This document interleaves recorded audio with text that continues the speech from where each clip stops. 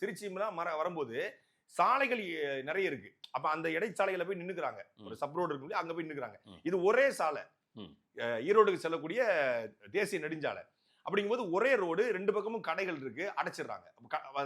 சந்தை இல்ல அவங்க நுழைறதுக்கு, ஒரே ரோடு. இப்ப இதுக்குள்ள ஒரு அடர்த்தியான மக்கள் நிற்கும் போது உள்ளுக்குள்ள வண்டி வருது. அப்போதும் காவல்துறை டிஎஸ்பி, கரூருடைய டிஎஸ்பி, அவர் போய் என்ன சொல்லியிருக்காரு அப்படின்னா, சார் இந்த மாதிரி 50 மீட்டருக்கு முன்னாடி தடுத்திருக்காங்க. 50 மீட்டருக்கு முன்னாடி இந்த சம்பவம் நடந்த 50 மீட்டருக்கு முன்னாடி போய் தடுத்து இதுக்கு மேல போக வேண்டாம், இங்கே நிப்பாடணும். இல்ல, எங்களுக்கு லைவ் கவரேஜ் கிடைக்காது, அங்கதான் எங்களுக்கு லைட் இருக்கு, அங்கதான் ஸ்பீக்கர் கட்டிருக்கோம், என்ன நம்ம நாமக்கல் ஸ்பீக்கர் சொதப்பிரிச்சு, அங்கதான் போகணும்னு இருக்காங்க. அப்ப இன்னும் நெருக்குறாங்க, இன்னும் நெருக்கி போறாங்க. விஜய் அவர்கள் பேசிக்கொண்டிருக்கும் போது 2 ஆம்புலன்ஸ் உள்ள வருது.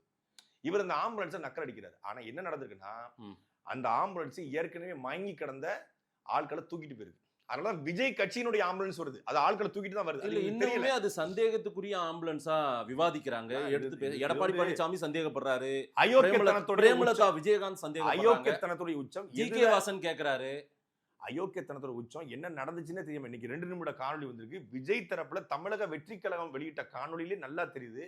ஒரு உடல், அதாவது பாடியோ இறந்து மயக்கம் அடைஞ்சோ அதை ஏத்திட்டு போறாங்க. கண்ணுக்கு முன்னாடி விஜய் பார்க்கல.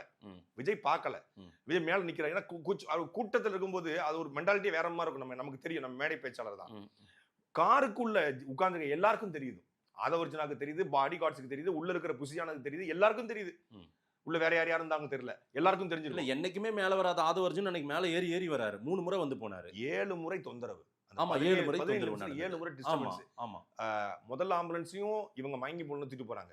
2வது ஆம்புலன்ஸ்லயும் மயங்கி கிடந்து தூக்கிட்டு போறாங்க. 3வது ஒரு ஆம்புலன்ஸ் வருது. இல்ல, விசாரணை வரட்டுங்க. விசாரணை நடந்துட்டு இருக்கு. ஓய்வு பெற்ற நீதியரசர் 2 நாளா விசாரிச்சு. நமக்கு அதுல நம்பிக்கை இல்ல. நான் என்ன கேக்குறேன், நான் திரு டாக்டர் டி.கே. பிரபு சிவகங்கை தாவேகா மாவட்ட செயலாளர்கிட்ட பேசும்போது அவர் சொல்றாரு, சார் நாங்க 9-10 ஆம்புலன்ஸ். எங்க போனா இருந்தாலு நம்ம டி.கே. பிரபு ஏங்க அவ்வளவு கூட்டத்துக்கு மத்தியில அவரு எல்லாம் ஆர்கனைஸ் பண்ணிட்டு இருக்காரு. எல்லா ஊர்லயும் மருத்துவ உதவினா முதல்ல போய் நிப்போம்னு சொல்லுவாரு. இங்க மருத்துவ உதவி கேட்டு நிக்கிறாங்க. எல்லாரையும் ஒருமையில பேசுறது கொஞ்சம் எங்க போனாரு? இல்ல, மரியாதைக்குரிய ஐயா தியாகி ஐயா டி.கே. பிரபு அவர்கள், கண்ணியமிகு ஐயா டி.கே. பிரபு அவர்கள் எங்க போனாங்க? அந்த கூட்டத்துல கண்காணிப்பு அவங்க டீம் ஒண்ணு, வயர்லெஸ் டீம் ஒண்ணு, பெரிய டீம் இருக்குங்க. இருந்து என்ன பண்ணுச்சு? தண்ணி கூட கொடுக்கலையே சாமி.